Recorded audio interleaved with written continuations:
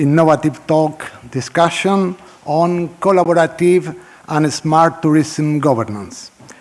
This is a critical topic for the future of tourism destinations, and we have the privilege today to have among us a panel of experts with their knowledge and experience on the topic. We will have a representative of the private vision and the private sector. Then we have the academy, represented by Brian Garrod, and of course the public sector, both from the tourism, the Tourism Island Council, and SEGITTUR. Governance has become a crucial aspect in the tourism destination management, and even in my opinion, destinations often succeed or fail in their strategy, not mainly because economic factors, the lack of economic resources, not only because of the tourism attraction factors they have, but particularly because of governance issues. Anyway, governance is a main driver, but it's a concept sometimes complex and misunderstood. We will try to provide insights in this session on the necessity of these partnerships among stakeholders, including governments, the private sector, local communities, and tourists, in order to improve successful tourism destinations. And when we say successful destination, we mean destination that are focused on sustainable development, that leverage the opportunities of data-driven decision-making, and are inclusive. Well, we are going to begin with Dolores Rodríguez de Azero. We are making a first round of questions, and then we will open and we will see on the development of the debate. We begin with Dolores Rodríguez Azero. Dolores is a visionary leader in the private sector, representing Smartlinking, a consultancy firm in tourism, and her approach in tourism has been very important for improve and to develop solutions to the sector based on efficiency and effectiveness of tourism management.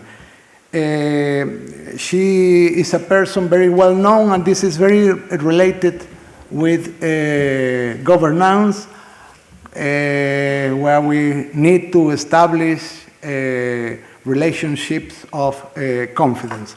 So, Loli, she's known as Loli.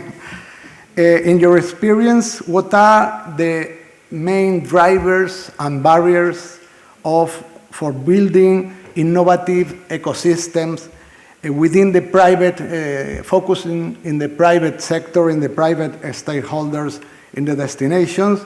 Do you think the size of the firm is important? What is your opinion or your experience in that topic? Thank you very much, Raúl. Thank you, Global Summit, and congratulations to the organization, because really this is such a big opportunity for global tourism to rethink and rebuild all the opportunities that are already happening, and all of them we should be very much aware of. And so hopefully we will come up with solutions. And in this table, I think some of the big topics are going to be brought up, such as governance. Public and private relationship, more than ever, is so important, and it's a key success factor for tourism sector, and let me say for any sector right now. But for tourism especially, and because of your question about the size of the companies, I think it's more than key. Innovation sometimes comes up from the SMEs and the micro companies. They are working really next to the visitors, they are working next to the tourists, they are working next to the territories, and they can really innovate every day because they are learning by doing every day. So they can offer a lot of new ideas, new vision, and new capacities to bring up solutions for the market. But on the other side, the size of the company is also a disadvantage, of course, because they don't have the resources, the time, and the money to make things happen sometimes. So this is where governance starts to be key, so that they can share all the knowledge, all the experience, and all the ideas with the big players that can make them come true. That's my thought about the driver. I think the barrier and the driver, they are together sometimes, and the most important point is to bring them to one table every now and then to talk and to really make things happen. After all this analysis in the Global Summit, I have been listening to all this such interesting conversations from yesterday and today, and also with all the reflections done by all such big experts from the academia, from the public, and from the private. And I really do think it's the time to go into action. We have been thinking, we have been talking, some of the issues we have been talking for too long maybe, and now it's time for action. And I think private companies are the ones that can make it happen with the support of the public. Really, as a last thought, I want to share that if we want to have an innovative, of course sustainable, tourism sector in each destination, we need to have a really strong, innovative and sustainable value chain. So it's very important that from the public we support the small SMEs and we make an opportunity out of a disadvantage, which is the size of these companies. Thank you very much, Loli. Now we have Carlos Romero. Carlos Romero is the Director of Tourism Research and Development and Innovation in SEGITTUR, which is a state company for the management and management of innovation and tourism technologies in Spain. He has an extensive career dedicated to promoting smart tourism destinations. And he has been a key figure in the digital transformation of the Spanish tourism sector with the help in the context of SEGITTUR. And he has implemented numerous initiatives aimed at modernizing and enhancing the competitiveness in the tourism industry.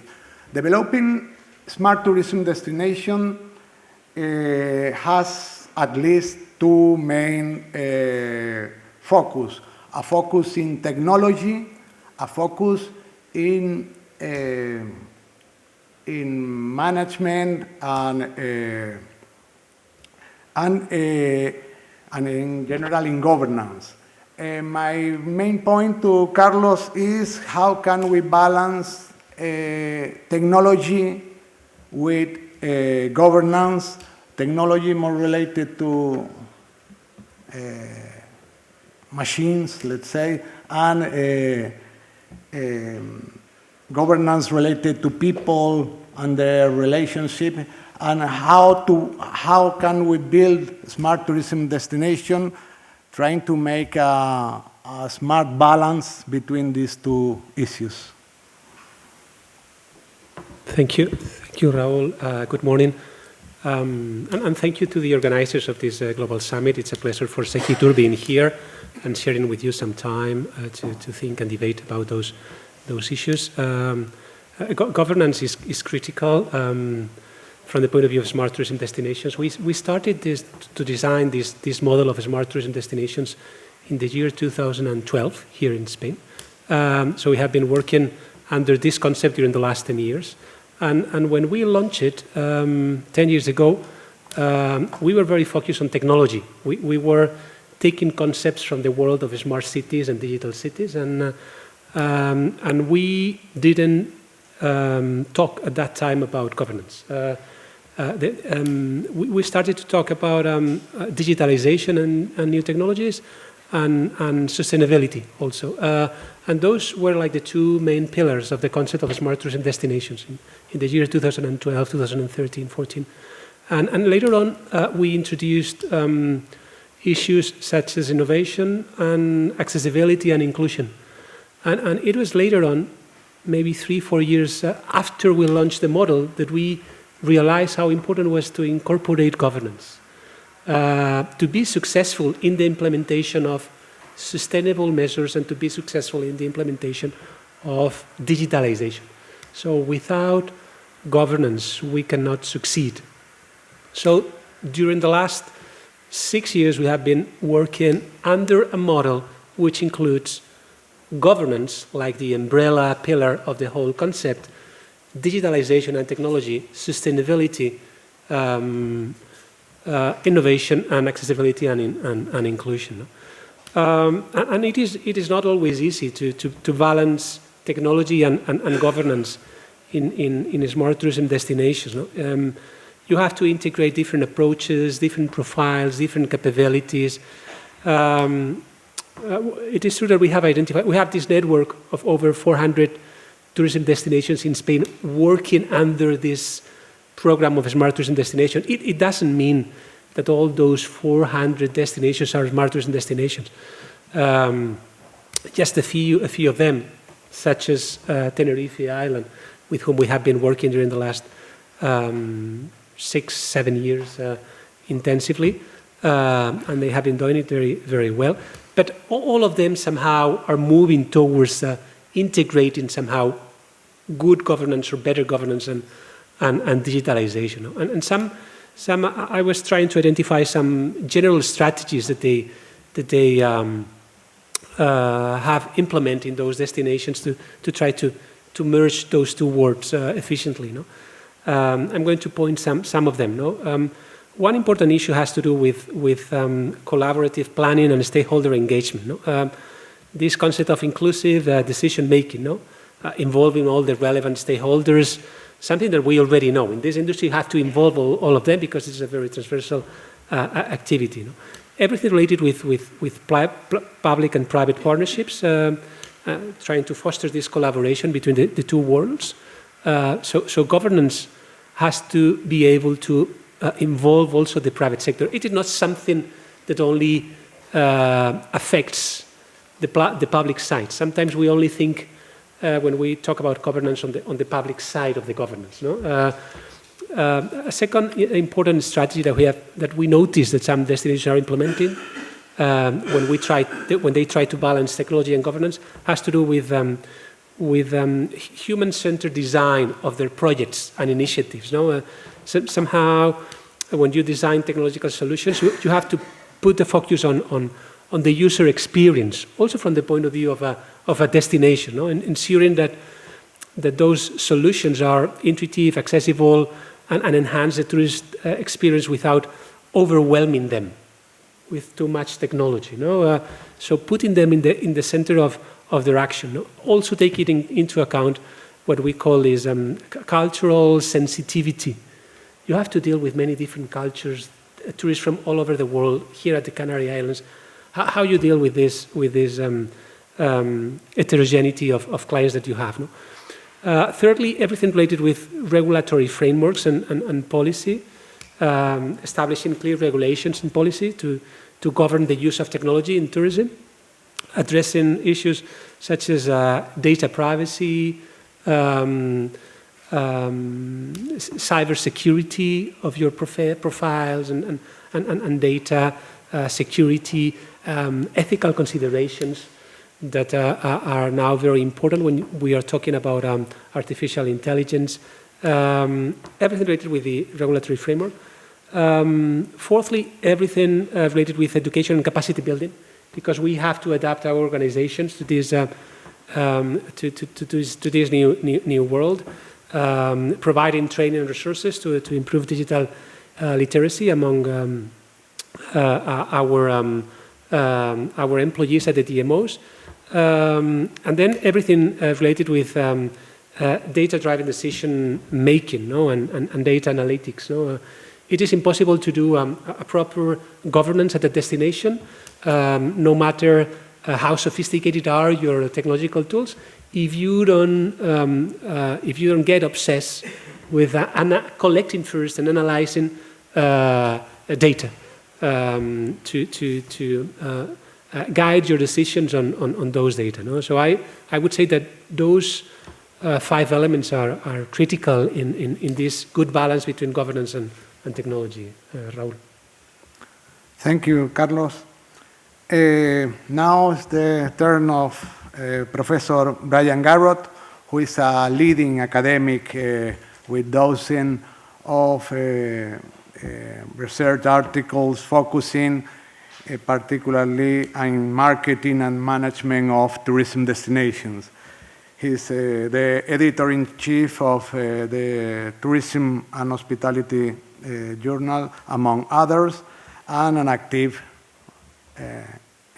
researcher.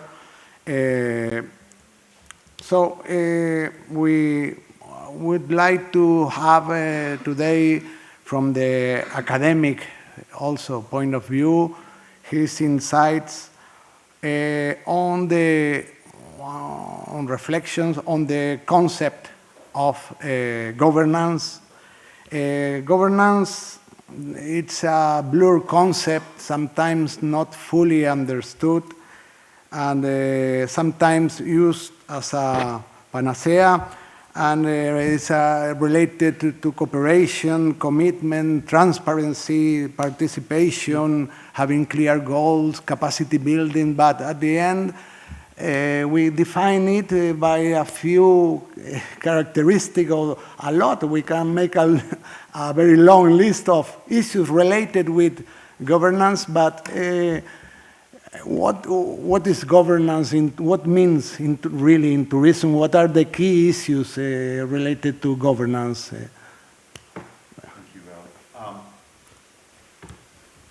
Thank you, Raúl, and hello, everyone. I'd just like to say before I start that I'm very pleased to be invited to join you here. I don't get out very much, so it's nice to be invited out. As you say, Raúl, the crucial question of destination governance is really quite well understood by academics. There have been lots of papers and books written on it, but perhaps it's less well understood by practitioners. So what I'll try and do is provide a clear answer, which I know is not something that you're used to with academics. So my short answer to your question is that, as the popular saying in English goes, no man is an island. It means that everybody depends, maybe just a little, but probably quite a lot, on others in the wider system in which they're operating.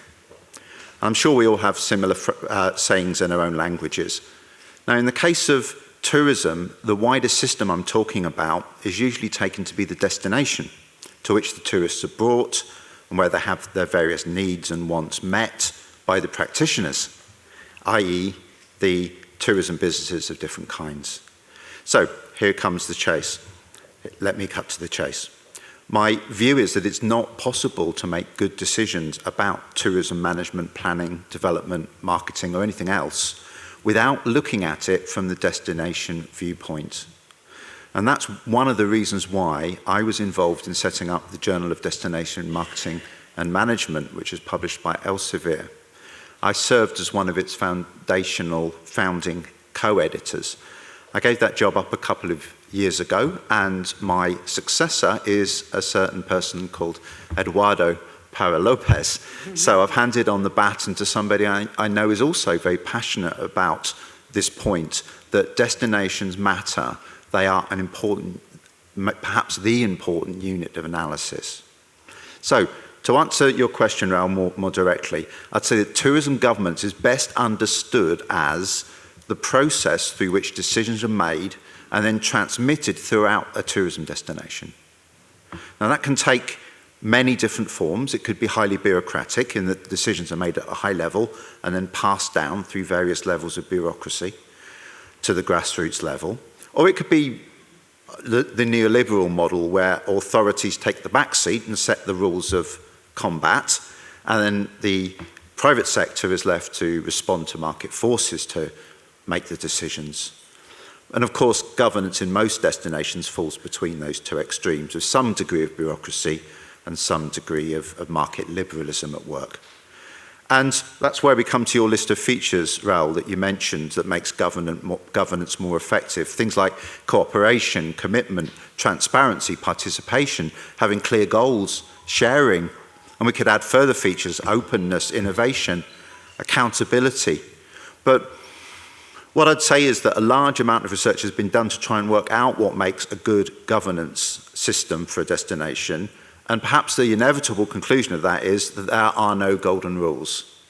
There are no golden rules that will guarantee its success. That doesn't mean that we should ignore governance. It just means that each destination needs to explore what governance system will be its optimal one, the optimal one for that particular destination. So let me come to my main point. Here we go. I think destination governance matters for two main reasons. First, the system of governance shapes the way that destinations operate. If it's governed well, the destination can be strong, effective, vital, which can only be good for the individual practitioners who are operating the businesses within it. As the saying goes, a rising tide lifts all the boats. So a well-governed destination means that everybody benefits. Strong destination attributes, we know that they are absolutely necessary for good tourism businesses, but they're not sufficient in themselves. We also need good governance. And the second point I'd like to make, the first one, remember, was that the system of governance shapes the way that the destination operates. My second point is the same thing in reverse, really, that the tourism businesses need to be involved in shaping the system of governance. It's a two-way thing. They need to be part of the destination for it to be well governed. They need to play their role through interaction with all the other actors in the system. If they don't, the system of governance won't be strong and it won't deliver what you're looking for it to deliver. An example would be perhaps involvement in a public-private partnership set up for some reason, perhaps to train tour guides or invest in a digital infrastructure or start up an information hub.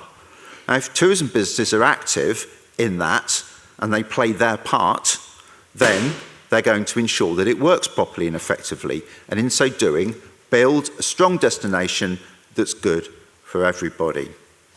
So, I'd say then that it's good governance that makes destinations strong, and in order to get good governance, you need everybody to be involved and to play their part. Not to opt out, like many large companies often do, thinking that they're too big for the destination to need to be involved, or opting out because they're too small and they don't have the resources or the time. So what we need is for all practitioners to recognise that whether you're big or small or somewhere in between, you have an important role to play in destination governance. Thank you, Brian. Thank you, Brian. Now is finally the turn of Dimple Melwani. Dimple is the CEO of Tenerife Tourism Corporation. This Tenerife Tourism Corporation is leading efforts to promote Tenerife as a premier tourism destination. Dimple combines in her career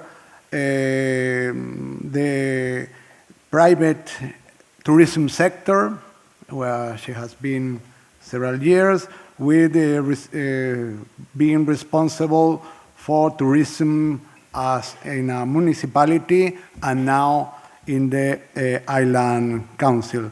Dimple has also been a guest lecturer in our master degree in tourism management and planning in this university, so she combines a lot of abilities and capacities to be here and to explain to us,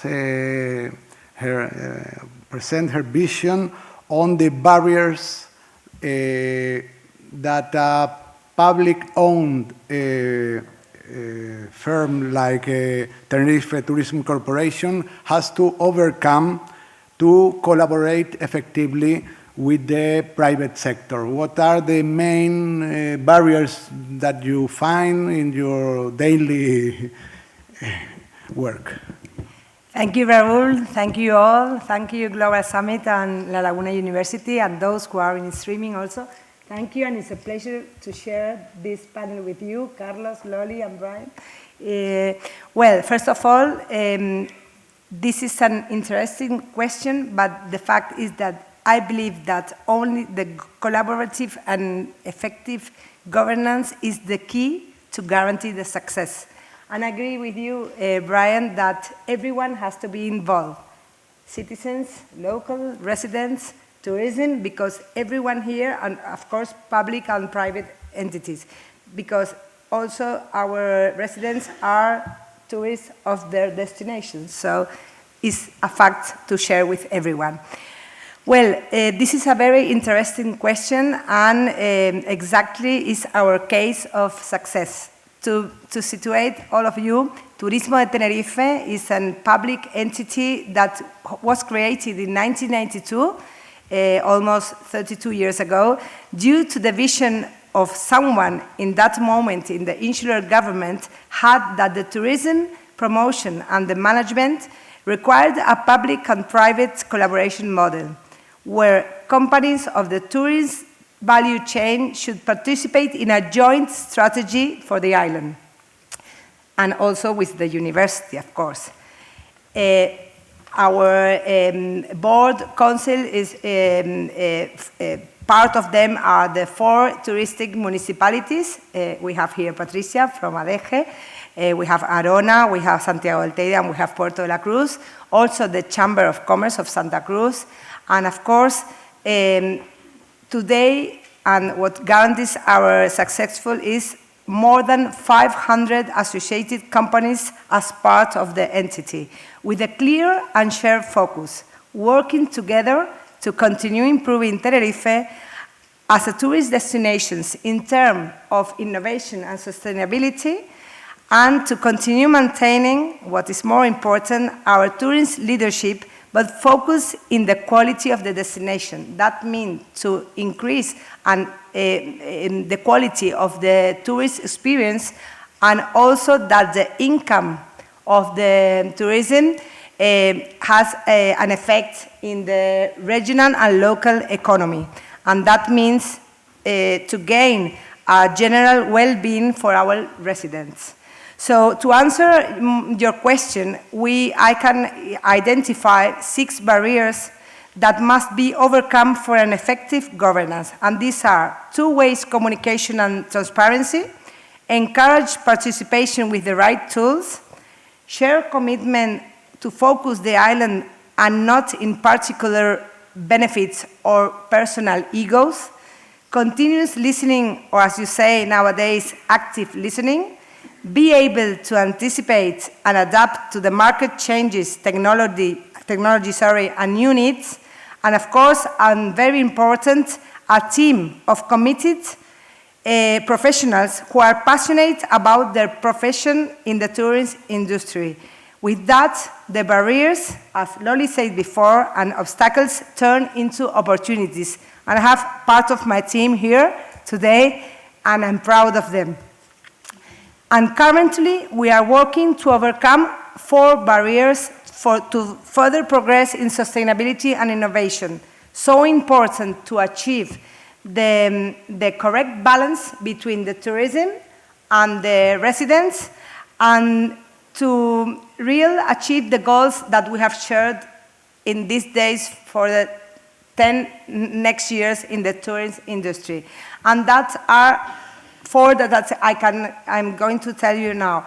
One is that public and private entities must understand that tourism is a transversal axis, that development of our main industry engine of our economy clearly benefits multiple economic sectors, and their incomes can benefit strategic sectors such as health, education, environment, security, etc.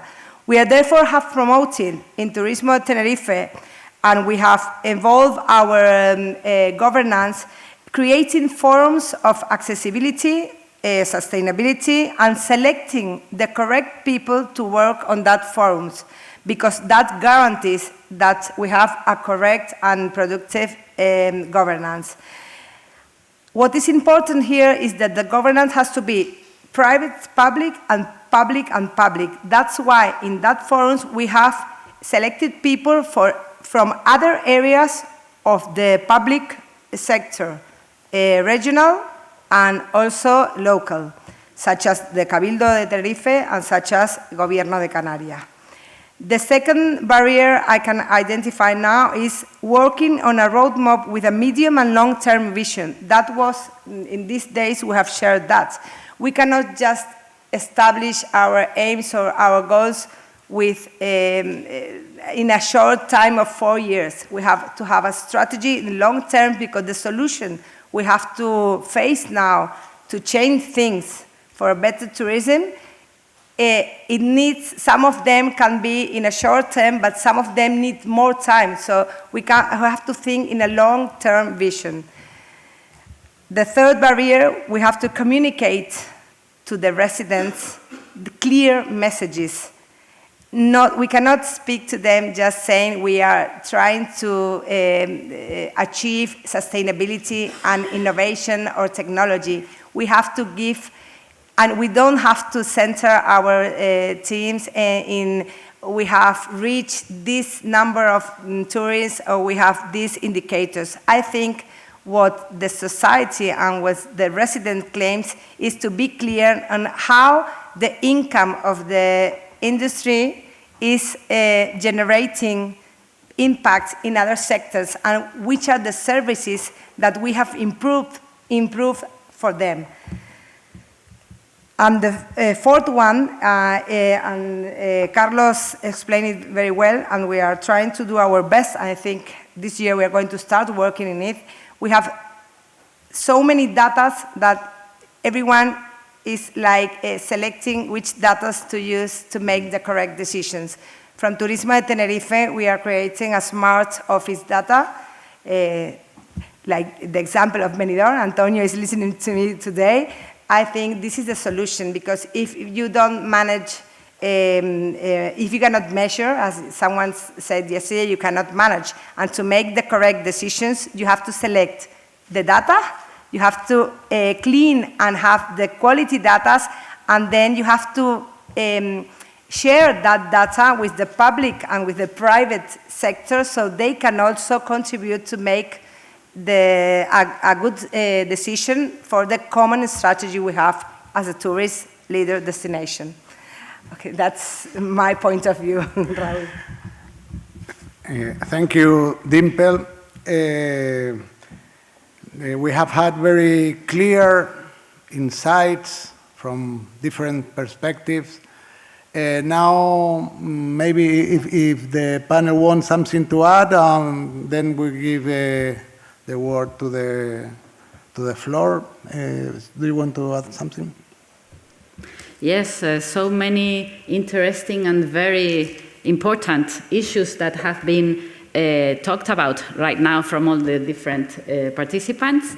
I would like to make a reflection about governance. I think that the success of the governance is guaranteed when anyone in the industry feels that they can make a phone call and they can talk to someone about an important issue for them in the industry. It can be maybe looking for a solution, it can be offering an idea, it can be an innovative thing they want to share. So I think just before the table, you talked about this, Raúl, we need to be near. We need to talk a lot, and we need, the governance needs to be something almost as if we were friends, right? Mm-hmm. So you said before, Lola, she's a well-known person. Well, I can say I'm very glad about that, because I feel I have so many friends in the industry, and these friends are friends after working together for a goal, right? So I can see in the audience I have a lot of friends from academia, from private companies, from Turismo de Tenerife, from governments, right? So really I think we need to think global, but we need to act local, looking for the changes, right? This I think is an important reflection for governance, because it's such a big word, but then you have to really land the term into the territory, right, and the people. And this is about people, just like Dimple said. It's so important to have a great team, and it's so important to have a great leadership. And it's not a question of institutions, but it's a question of people, person, right? Sometimes you finally need to meet the person face to face and just talk over whatever innovation you are thinking of, especially for the SMEs and the micro projects that are being worked and brought up with a lot of effort. Really, it's so important. Also, the concept of liquid tourism, I think it's very interesting. And you were talking how all the measures are mixed between the different institutions, the different academia and private sector. It's liquid, everything is mixed, the residents, the tourists. Before we had the tourist municipalities around there and the rest of the people on the other side. Right now, this is not like this, we all know. It's a collaborative economy, and the tourism sector is more and more going into our day-to-day lives in the resident community. So it's so important to have this concept of all together have to really benefit from the tourism sector, so that we all will love tourism sector, just as very well Dimple explained. And just to end, before we were talking about success cases, and I think it's important, I had three. One of them is Turismo de Tenerife, which already Dimple explained. So I have two. I was co-founder for the innovation cluster of Canary Islands now, of Tenerife at the beginning. I think it's such a big success example, how everyone together, academia, private and public sector, went together looking for the innovation side of bringing up new projects, right? Supporting all these SMEs and all the knowledge in tourism that in Canary Islands is very big, and putting together projects. In the end, not only the cluster was a success case, but also one big sustainable project came as a spin-off, which I am very proud to belong to, participate in it, which is called Senda Ecoway.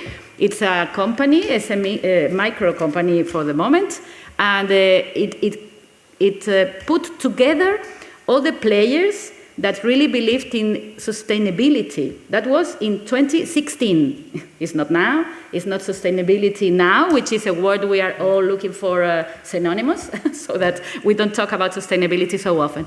But I think it's also a success case that when we lead people that want to make changes, it happens. It can happen. So I think governance is a fantastic opportunity always, but we really need to make it open so that everyone understands they can just reach out and they will find someone who will listen.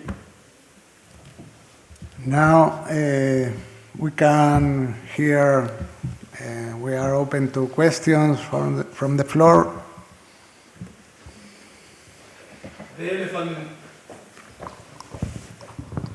The elephant in the room is that people in the streets of Tenerife and Mallorca are complaining about tourism.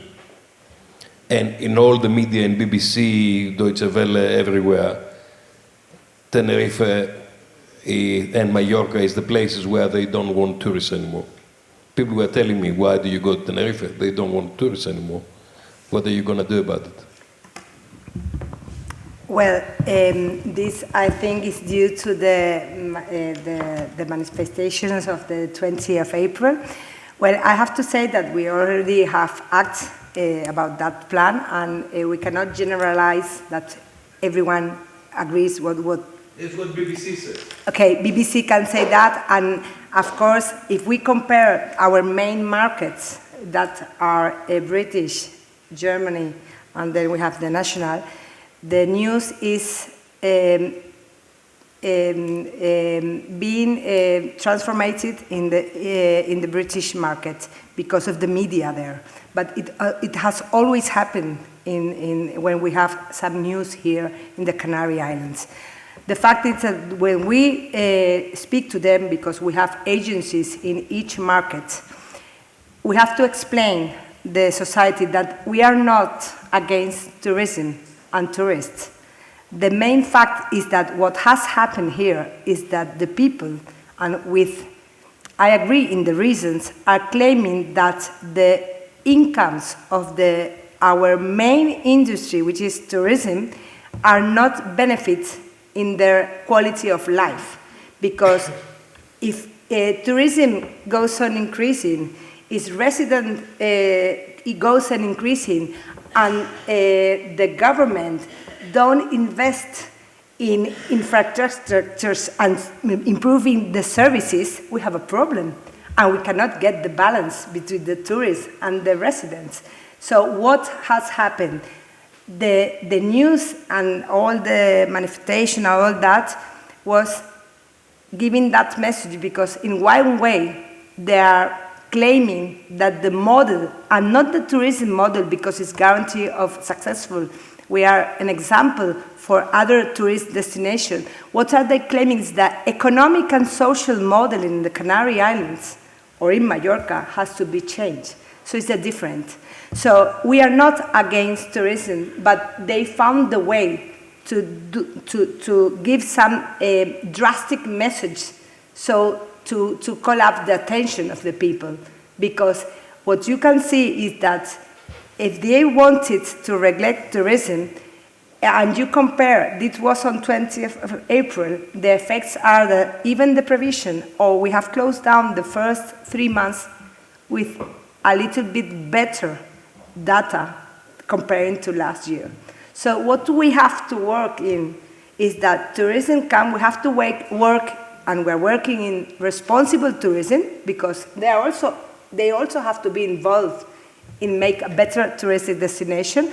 We have to work in give an answer to the problems of the residents, because of course our main industry is tourism, and this is a service economy, the Canary Islands. So even if you want to diversify, you won't be able to generate the incomes we need to give employment, because now the tourism represents the 35% of the GOP, the PIB of the destination, and 40% of employment. So another industry won't be capable to give that result for the Canary Islands. So what we have to work is to listen to the residents, give them the positive venues of the tourism, and make them really work in the government to give solution to what they are claiming. Because if we maintain this capacity of tourism, we have to invest in, sorry, but this word in English is like infrastructures, and making better the service, because the service are also for the local people. And we have to realize that whatever is good for the resident is good for the tourism. The tourists will come, and whatever is good for the tourists, because we have to realize that, for example, one of the problems, or the two main problems due to this problem we had, and it was news all over, the mobility and the housing. The rental have been increasing, and we have a mobility problem. Do you think that the tourists who come here won't enjoy and have a better experience if these two problems are being solved? Of course. So we have to work in it, and I think the citizens, the local people, what are they claiming is, please, governments, give us the solution, because if this continues like that, in a place where the 50% of our territory is nature protected, also the environment is very important. We have to take care and be responsible and give the answers to what are the main solutions, which are not the tourist industry, are other facts, but the way to just keep the attention of everyone all around. That's why you have got that news from BBC, and we have already spoken to all the medias in the old markets and also here. So I hope that what it makes sense is to give answers with a good politics, and of course what we are trying to do today with the best governance to work together to attend what Tenerife and the Canary Islands and also Mallorca and other destinations, because you cannot forget that this problem is not of the Canary Islands or the Tenerife. We are looking around the world, and there are many problems which are claiming that at least we have to achieve the correct balance between residents and tourism. I hope I've answered your question. Yes. Yes. Yeah, hi Dimple. We worked together yesterday in the workshop. As I told you yesterday, you have to involve the inhabitants more to be proud and to be, as you told before, they are tourists in their own country as well. But the other thing, you have to work against this press mess. You have to take testimonials. You have Nacho Duarte in Auditorio last weekend. You have the Milan Symphonicas. Why you don't tell the people that you are, the inhabitants are welcoming the world here in Tenerife? Put it out in the press, make advertisement with that, with testimonials. Yeah, we have to. Thank you for your question. We are trying to do our best to communicate positive things, and we are working with our entities to put in value what tourism industry is here. But the thing is that whenever a bad news come out, it always spreads all over around the world, and the good things they forgot. So we have to work now and give the good news so they can spread and give solutions to the things we have to solve. Thank you. Hi everyone, thank you. I have the pleasure when I beginning in my position last year to work for the first time with Dimple and the team that she has. I have the warming that I am welcoming from the private. I know very well how it's outside, but not inside to the public sector, and I can say that is one of my mentors. And thank you, Dimple. Carlos, also I have the pleasure from Port Authorities. In Madrid, we have the pleasure to meet you and see your panel. Since there, I'm working so hard to show my data, to share my data with all the public entity, and I am happy because last month we started to share with our local resident outside, restaurant, other government, other colleague, other Port Authority, and we have right now really good feedback about everyone's. We started to get new projects with very good success that beginning next year. We are on the way. We are on the way also for getting better the information we give as our residents. We started to do so many sustainability meetings, even also here in this platform that Tenerife University give us. It's also a platform that we can show the potential, but also all the sustainability in other panel of the day, how we are working, hard working we doing from the public sector. I only here for 8 months, and I say so many initiatives, so many courage to be in front this desk, be in front to say, we are working on it. We failed in the past, and Dimple, thank you, because you saw us, you are representative, all of us, of the public sector that are working all day super hard to give us our residents, our local, our island, because the protection and the guys that they needed. And we are here from you guys, from all the questions you wanted. We don't afraid. We have powerful teams behind us. I am sad because the news also don't get the right information, because I was with my people in the manifestation. I don't have to hide, because we want the best for us and for all of the visitors.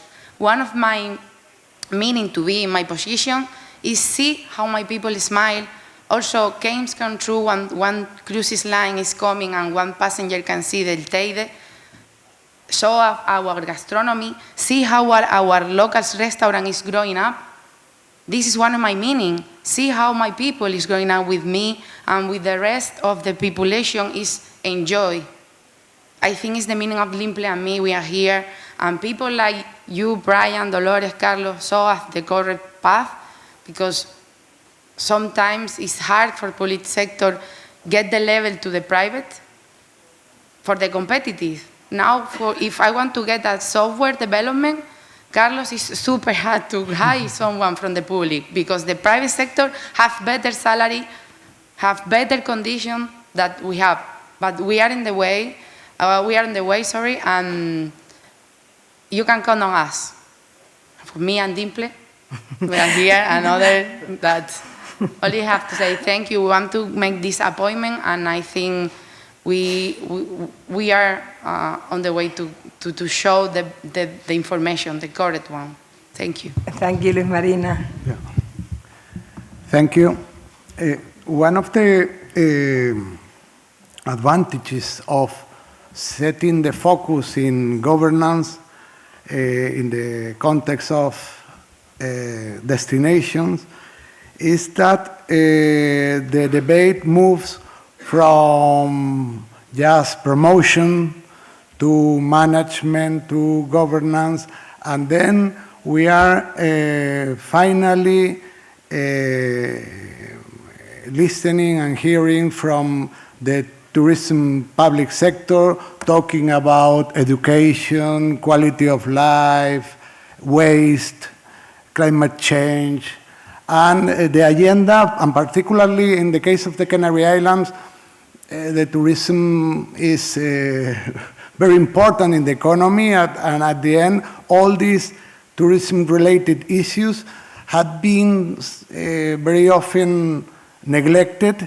But now, if we try to improve it, and this makes the governance more complex, because Dimple has not in their own responsibility the education or the roads of the nature or other, so governance also within the public sector and within the different levels or layers of the public sector is very important. The coordination with the municipalities, with the government of the Canary Islands, and with the private sector in not the traditional tourism promotion activities, but in anything related with tourism, and particularly in regions that, like our region, everything is at the end related to tourism. I'm sure you have only to add that, for example, and not only local and regional, but also the main central government, because SEGITTUR is an example. Yeah. We work together with SEGITTUR in all the programs of tourist intelligence destinations. Yeah. Now we have 7 municipalities, and they have changed the model, and now the insular government from Turismo de Tenerife, we have to be in charge to supervise all that municipalities which have achieved that DTI, so we can work together in that collaboration, in that governance to make it possible. And finally, what we are talking about when we speak about making DTI, we have the compromise, is to look for intelligent and technology solutions for the services in the municipalities to make, and that has to be an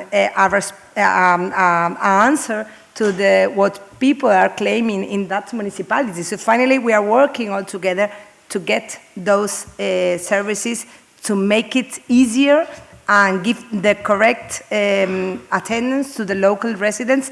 And how I say before, what is good for the residents is good for the tourism. Any other comment from the panel? Carlos? Yeah, I completely agree. No, so good governance, it's about leadership, it's about trust, and it is about consensus. No, and you mentioned it already, and it is true. We are working here at Tenerife, and we have been working with them and with Dimple during the last 5 years because we understand that there are no shortcuts. Changes in governance practices, policies, and regulations required careful planning, required consensus building, required legislative processes, and those changes are often slower and it takes time. It takes time, no? And it is the way we are moving forward together with Tenerife, no? Yeah.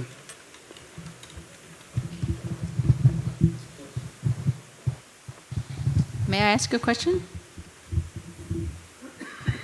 May I ask a question? I'm sure you already are collecting resident sentiment through the program and the Smart Destinations. I'm curious, how long have you been collecting resident sentiment surveys? And is that data the same survey for all the different regions, and is it shared? Because just to Buhalis' question, if you're in the media for over-tourism, surely the response would be to share the resident sentiment data that shows that residents like tourism. So I'm just curious how long you've been collecting this data, and is it consistent throughout the whole country? Thank you.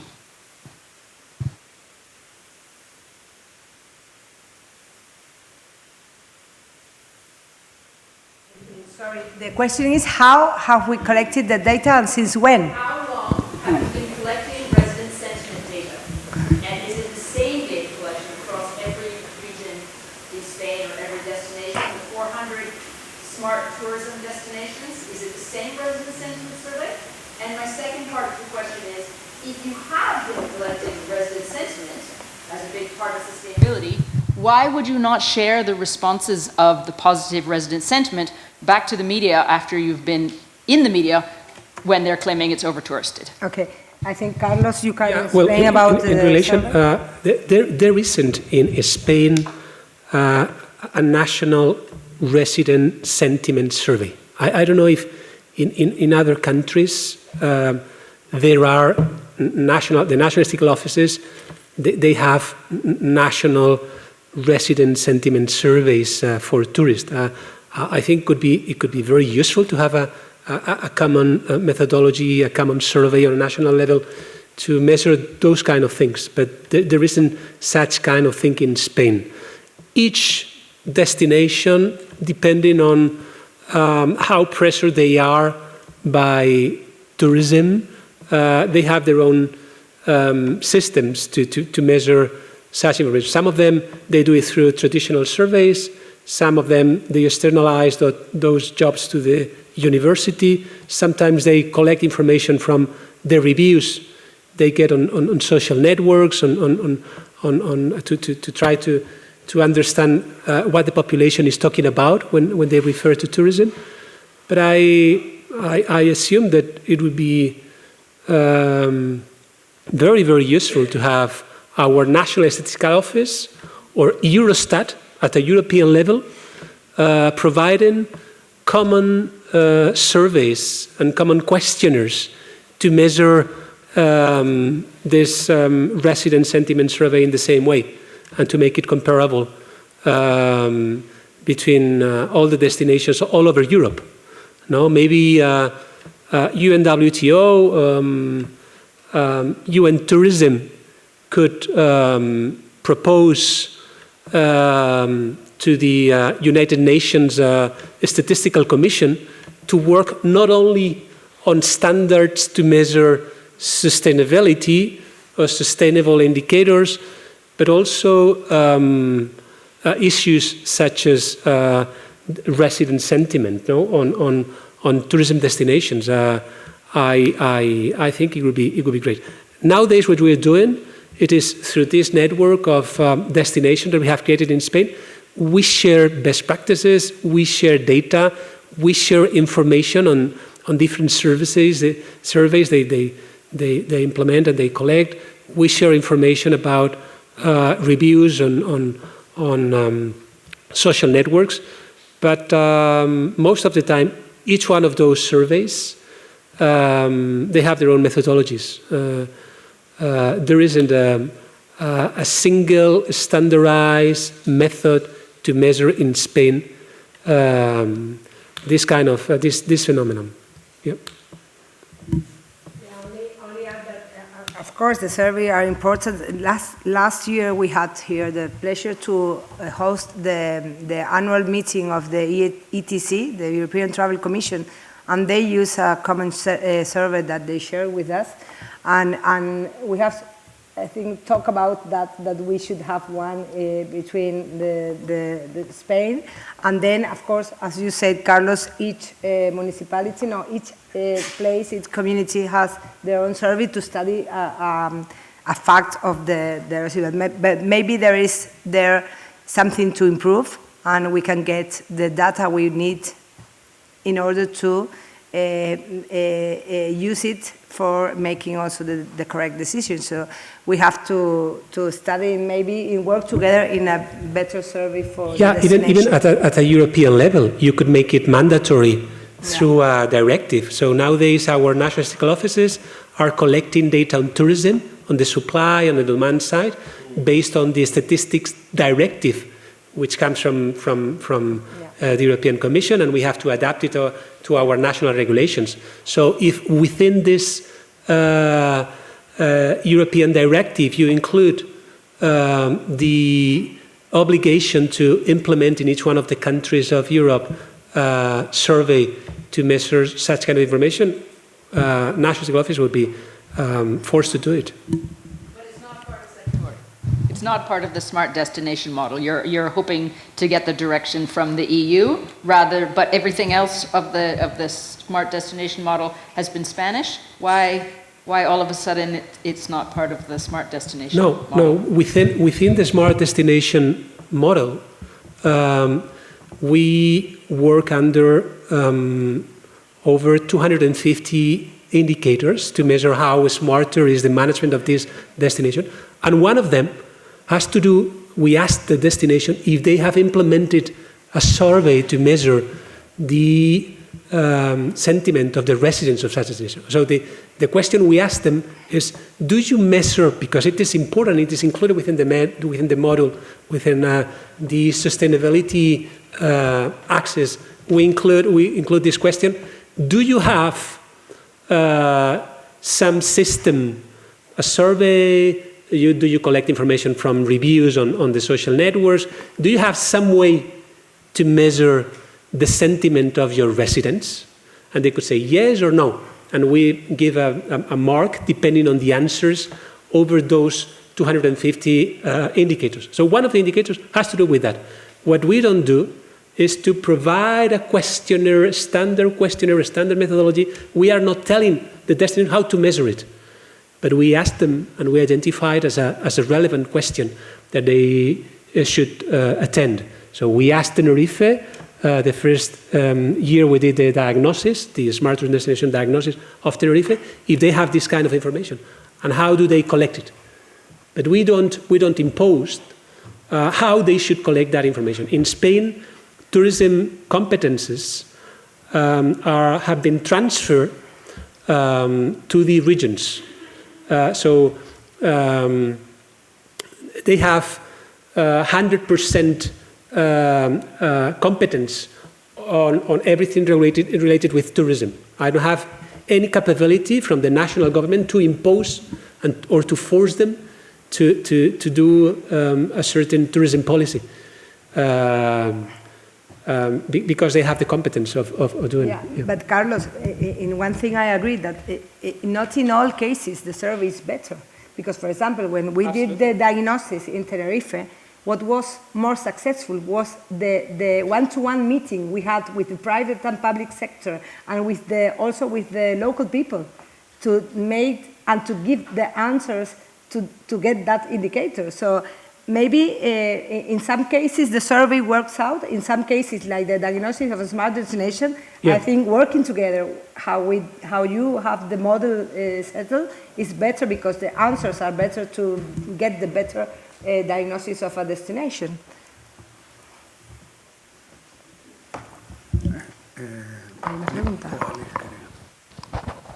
I don't have a question, I have an observation. And please remember this moment. You have got, Carlos, you have got 1 month to get SEGITTUR, to get to España, to get all the regions to work together. Because what's going to happen this summer in Spain, you're going to have a tsunami of complaints. Be very, very careful. It will be the new situation like they used to wear furs, you know, the animal furs. And I predict, and I've got good reasons to do that, that with one month, and why 1 month? It will be 15th of July. The Spanish are going to go on holidays. They'll find higher prices. They'll find a lot of foreigners. And the sentiment will be really, really negative. It will be a very small number of people who are, for their own reasons, they create all these issues, but do not ignore it. It's the animal, it's the elephant in the room. And this year it will be huge. And I think one of the very urgent things that you need to do in Spain in particular is internal marketing. Marketing towards your residents, benefits towards your residents, a whole range of things. More than happy to help you with that. But you've got 1 month before you'll have a tsunami of things. And the foreign media will love it. It's a global thing, but Spain will be on the forefront of this. Just remember that someone crazy came along and talked about the big elephant in the house. Well, tourism is changing. That is a challenge for all of us.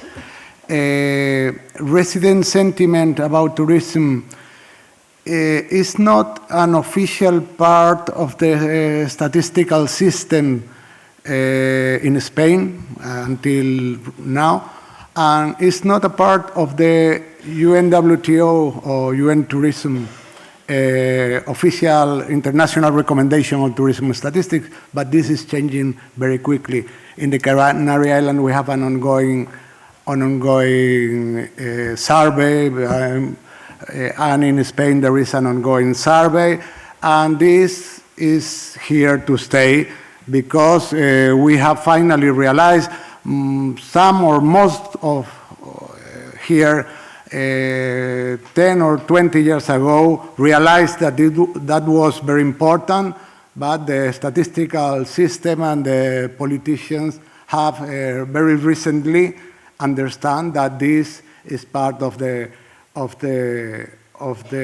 governance, and that the focus of the tourism policy and management is the local, must be the benefit and the quality of life of the local residents. That's why we develop tourism, to become a better society.